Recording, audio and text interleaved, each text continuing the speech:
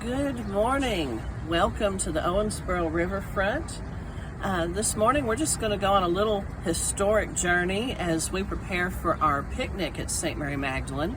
So we have this tradition in Western Kentucky of the parish picnic.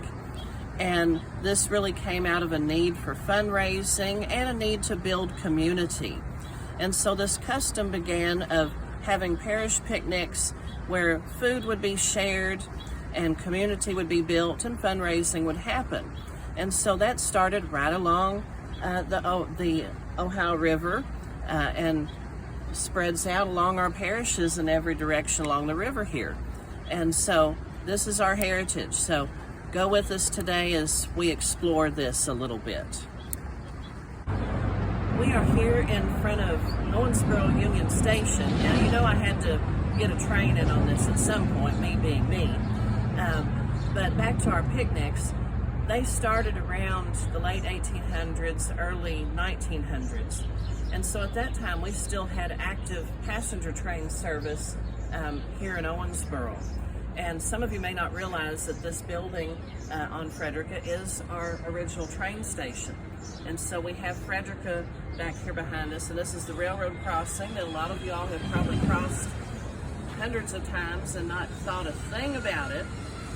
But at one time, there were several railroads that utilized this station. There was more than one track that came into Owensboro, and that's why we call this a union station, because several railroads shared this station. So two of those railroads, the bigger ones, would have been the Illinois Central and the Louisville and Nashville, the L&N and the IC. And so the reason we're talking about this is because the church picnics became so important that the railroads would even cater to them. And so we had parishes along the railroads, so say between Owensboro and Hawesville, and so the trains would have special runs on the days of the picnics. And even the track that used to go on what is now J.R. Miller, the train would run to Browns Valley to St. Anthony's for their picnic, and they had special trains running throughout the day. So that's how big a deal these picnics were. And in some cases, some better than others, are still today. So we have this rich heritage of our picnics that connected our communities. And so we'll show you one more little spot here in town of how important this is, and then we will head to St. Mary Magdalene. Well, we are here at Moonlight Barbecue in Owensboro, and this place is here because of our parish picnics. The food that is served here is what would have been served and is still served at our picnics. And so especially the burgoo, which we have a burgoo kettle behind us here represented. And you know, burgoo is very special to our picnics, and a lot of work goes into that. It takes all night to make it, and they use these big kettles and they stir, and it's a hot job, but you know, somebody has to do it, and it is awfully good. And so, you know, Moonlight, everybody knows about Moonlight. You can't say you've been to Owensboro without coming here. So it's very important to our culture and our heritage, and you know, it makes us a little famous. But now we will head to St. Mary Magdalene.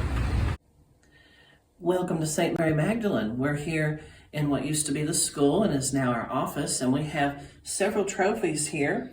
It became the custom to celebrate what was known as the Barbecue Festival in downtown Owensboro, and several of the parishes would enter their barbecue recipes into competitions. And as you can see, St. Mary Magdalene has quite a few trophies.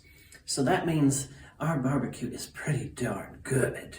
So you need to come and partake with us. Our picnic this year is on June 28th. We start serving at 4 o'clock p.m. and it is drive-through only. So come out and enjoy the barbecue. We also have raffle and different things like that. So please be sure to look at our website for St. Mary Magdalene and also our Facebook.